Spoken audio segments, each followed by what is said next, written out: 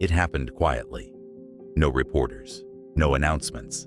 No one was supposed to know. But sometimes, the truest acts of kindness are the ones done when no one is looking. It was just past midnight in Rosario, Argentina, Messi's hometown. While most of the city slept, a single black car pulled up outside a small gated cemetery on the outskirts of the city. The headlights turned off. The engine stopped. Out stepped a man in a hoodie, wearing sneakers and carrying a small bouquet of white flowers. No security, no staff, just him. It was Lionel Messi. He made his way quietly between the headstones, guided only by the moonlight and memory. In his other hand was a folded piece of paper.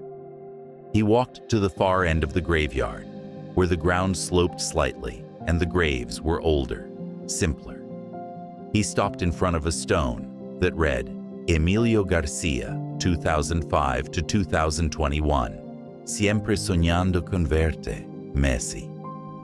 Always dreaming of seeing you, Messi. Messi didn't speak at first. He knelt slowly and placed the flowers at the base of the headstone. Then he opened the folded paper and read silently. It was a letter, written by Emilio's mother. She had sent it months earlier to the Argentine Football Association. Not for fame, not for a response, just to share her son's story. Her boy had a rare heart condition. He couldn't play football, but he loved it with everything he had.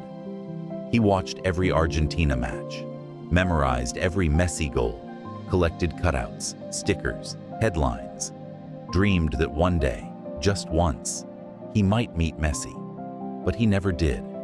In her letter, she wrote, when he was in the hospital and the nurses asked what he wanted to do most in the world, he said, wait for Messi.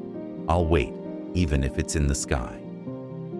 The letter didn't get a reply, but someone had passed it to Messi, and he never forgot. Now, months later, during a short off-season trip home, he made the visit. No cameras, no tribute, no attention, just Leo, fulfilling a quiet promise.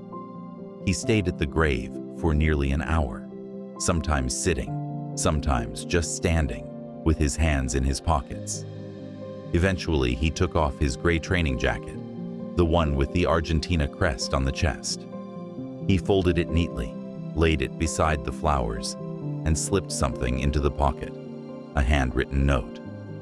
You waited for me. I'm sorry I was late, but I came. Leo. And then, as silently as he arrived, Messi left. The next morning, the cemetery caretaker found the jacket and the note. He recognized the signature. He didn't tell the press. He didn't take a photo. He just placed the letter in a clear plastic sleeve to protect it from the rain and gently cleaned the headstone. Days later, Emilio's mother came to visit her son's grave. She saw the jacket, she saw the note, and she fell to her knees. Word slowly began to spread, not through media, but through people. A blurry photo of the folded jacket resting on the headstone made its way to Twitter. A cousin of the cemetery worker mentioned it in a Facebook comment. A family friend confirmed that the handwriting on the note was real. No one could say for sure how Messi had found the time. No one knew if he'd ever speak about it. But when asked at a training session that week why he looked tired, Messi smiled softly and said, some nights your heart needs to be somewhere else. He never confirmed the visit, but Emilio's family didn't need confirmation. They knew. They felt it.